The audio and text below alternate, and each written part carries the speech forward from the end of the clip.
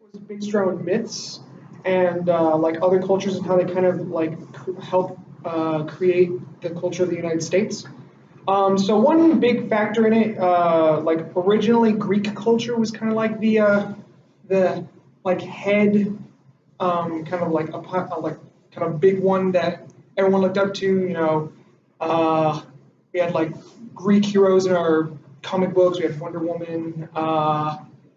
Greeks invented democracy, which is what our government is kind of based around of, and all that. But lately, Norse mythology has kind of taken the big chair, and has kind of like presented itself more. So, with the rise of paganism, the introduction and practice of the as a true religion, and the growing influence of Norse mythology and pop culture, Norse mythology and culture has become more relevant in the U.S. than Greek myths and culture.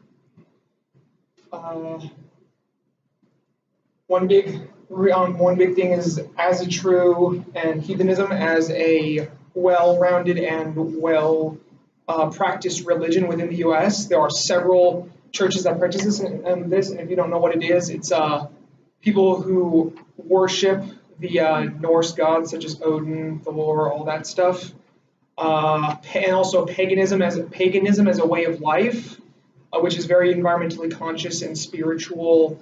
Paganism is one of the most accepting societies around. It has doctors, lawyers, college students, just everyday people, both highly educated and just kind of like not. Everyone's accepted. In fact, I've actually attended a few pagan and as a true ceremonies and church sessions. We have one downtown, and it was pretty interesting. There's a quote here that says, "For those who struggle with anti-pagan prejudice and stereotypes, humanist paganism might be a powerful educational tool.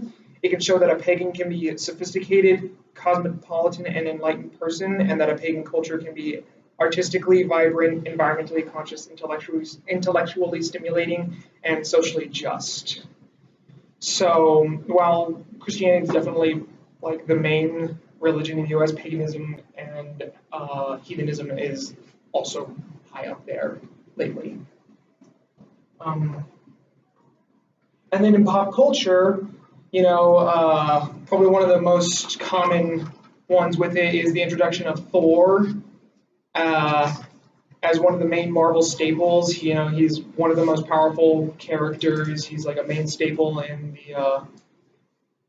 the Avengers. But it's not just comic books. He's also in movies, like the most recent Thor movie is the highest rated superhero movie this year.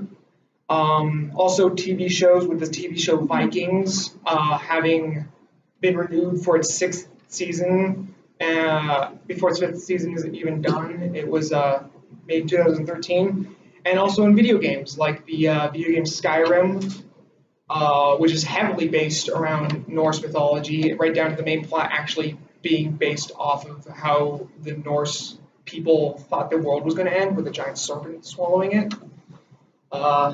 And probably kind of like ironically symbolic of what I'm talking about, the God of War series, which has always been heavily based around Greek culture, where you play as a Spartan and go around fighting all the different Greek gods, demigods, and monsters. But their next installment is actually switching over to Norse mythology.